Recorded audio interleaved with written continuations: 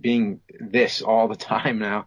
I'm still trying to figure out how Autobots and all that were back with King Arthur and the Knights of the Round Table and What do you think it would have? Do you think that in space, like take it to a different planet, go into space, go to Cybertron, do the whole movie, sans humans and other do an entirely Transformers movie on Cybertron. Maybe they could salvage it that way. But yeah, I'm kind of burnt on the ones that they're doing now. It's just the same movie over and over again. And I didn't see the fifth one. It was the first one I finally just refused to see. I'm like, okay, look, like, yeah. I think that. Oh, and of course, I'm complaining about Unicron all the time. Like, where's Unicron? Why don't they ever put Unicron? Apparently, he's sort of in this one.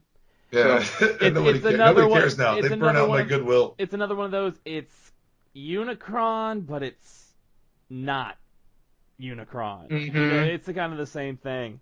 I'd imagine. Yeah. Being, now you've got another new one. Of course, you have your daughter.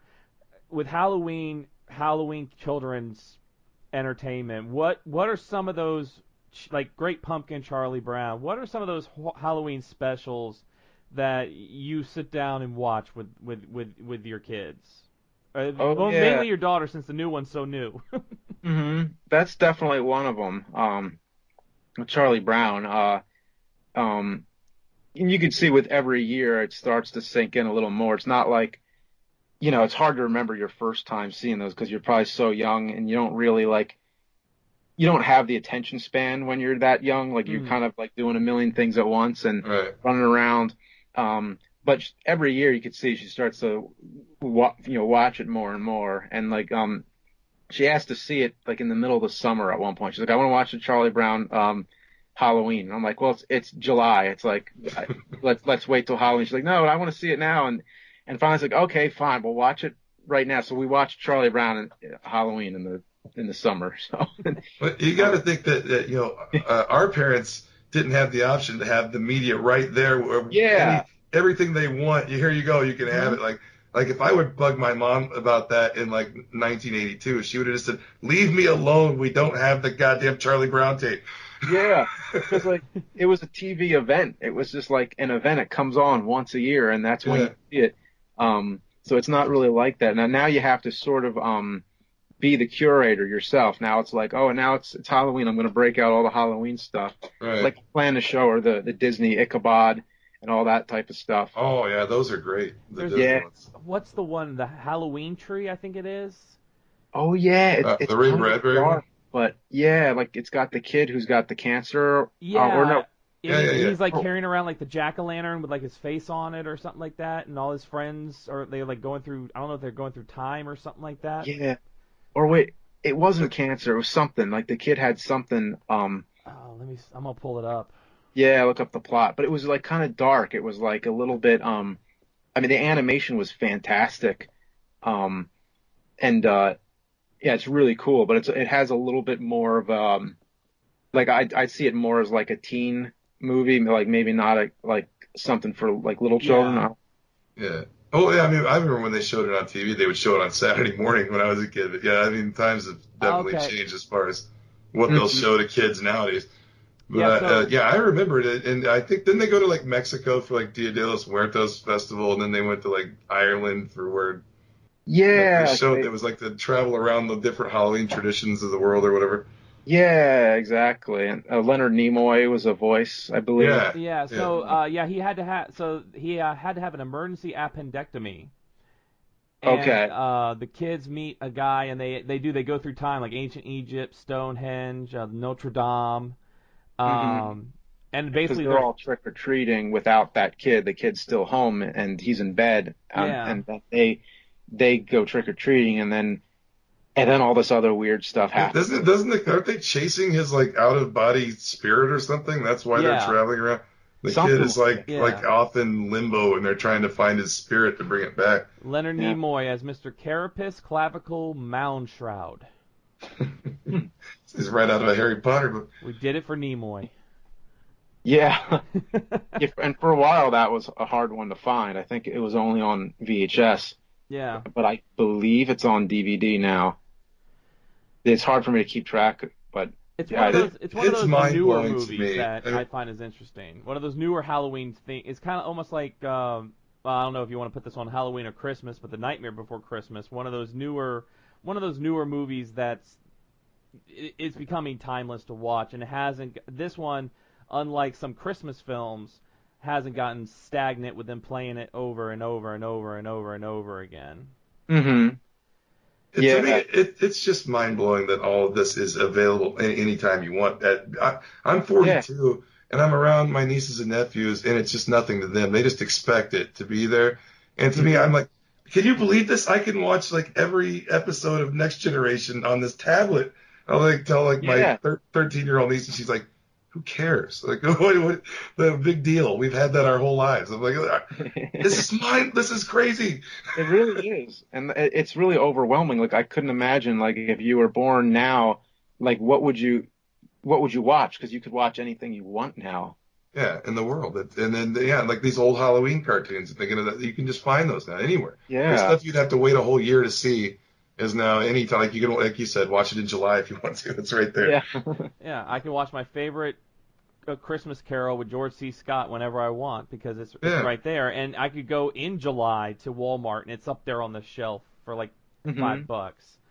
It's just so interesting. And your daughter's what, 4 or 5 It years makes old me now? feel Or is really she old. older? Or She's yeah. 4. Wait till she get mine. My daughter is almost 9. Mm-hmm. Oh man, Yeah, I'm in Spin's the. going through that thing where boys are starting to come into it, and he's freaking out.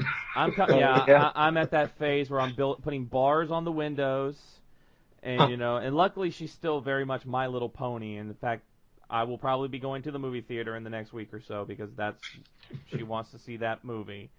Okay. I'm like, Thor Ragnarok's coming out, kid. I want to go see Thor Ragnarok. Hmm. Um, so I guess we're getting low on time here, James. But I want to know, have you gotten any new game acquisitions lately? I know last time you had finally gotten a physical copy of Hong Kong '97. Have you gotten anything new that's kind of weird and obscure? Huh. Weird and obscure. Not really. Wait, let me. I got this console. Let me show you this real Okay. quick.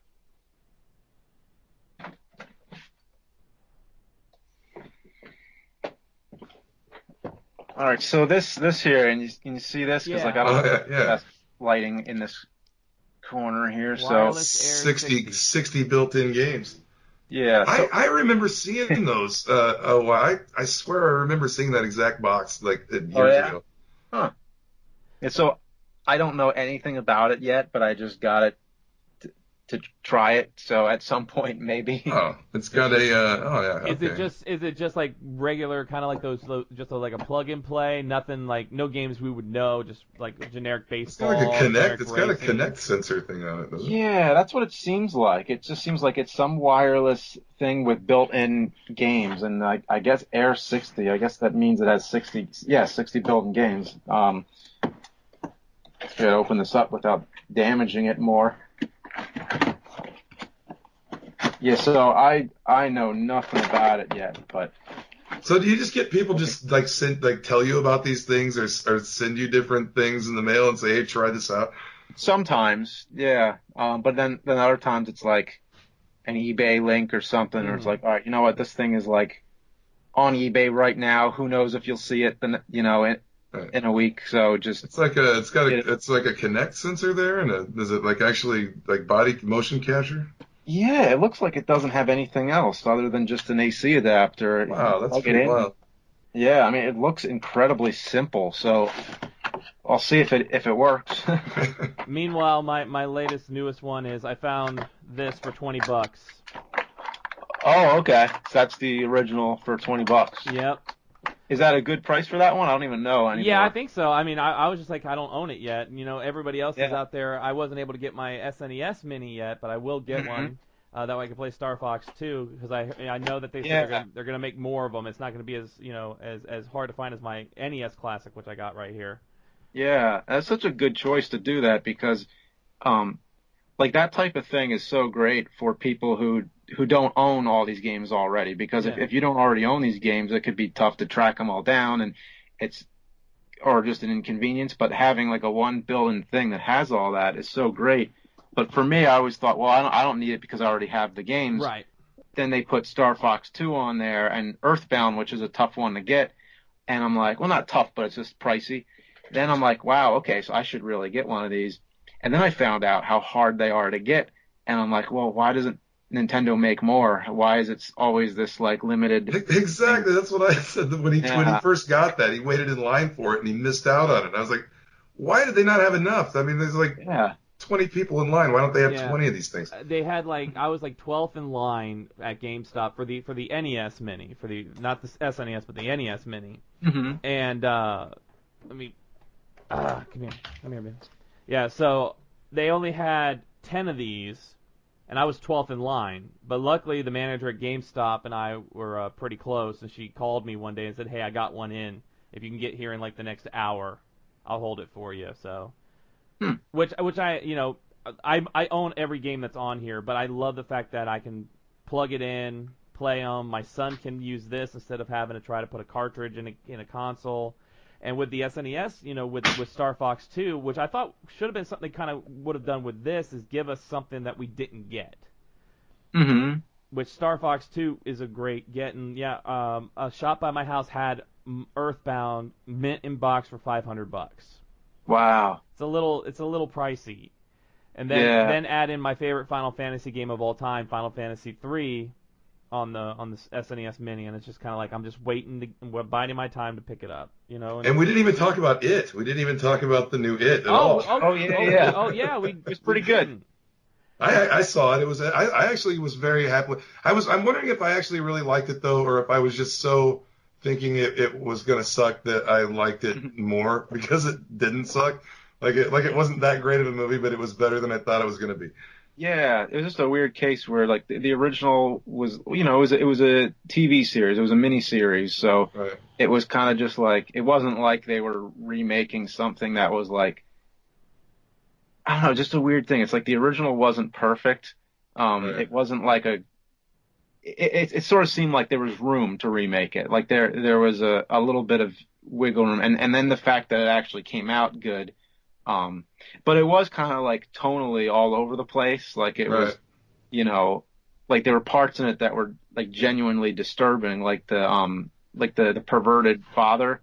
But then you have this clown, dancing around, and then you have like a haunted house, and it was a lot of like mixed horror, tones, but it was appealing. Like I enjoyed seeing it. Right. I felt the same. I think the tell of whether it's going to be good is if the second one, can pull off the second half of that book, then we'll see if it's going to pay off. Yeah. Because I think that's where the TV part fell down, was the second half. Mm-hmm. So the second half of this one is going to tell whether it's worth it or not. Yeah, I think most people have had that sentiment where like the adult part and when they're adults in the miniseries was where like it wasn't as good, but I always thought it would have been interesting like having those kids, like if you had the same child actors grown up and then had them play the adult parts and then remake that after all the time had passed. Right. Oh yeah. Thing to see that spliced back into the original. Well, I think they said that they are gonna, where they didn't have it in the original miniseries, they are gonna have the cosmic turtle in the second part. They are gonna explain the cosmic turtle from the book. Okay, because I'm not that familiar with the book. But yeah, it gets pretty cosmic and weird at the end. It's really like metaphysical stuff about microverses and macroverses and things like that, and it's actually like that's the hard part about Stephen King to pull off. Is he's got this kind of weird mental stuff that's going on, and like how do you portray that on the screen? Yeah. And but they had a couple of references to the turtle in this first one. Like there was a turtle Lego toy and a couple other things. So I was wondering if they were going to do that, and I guess they confirmed the other day that this cosmic turtle storyline is going to be part of it. So we'll see. They did Tim Curry. I guess he did an appearance. And it's hard for him to do appearances now with after his stroke and he's in the wheelchair. But he did an appearance at a convention, and they talked about it. And they said with the new movie is doing so well, what would you like to see in the second part with Pennywise, and Tim Curry said, "I would hope that they don't make Pennywise a fucking spider." He goes, Was that invented in the miniseries? Yeah. Yeah. Okay. But he was like,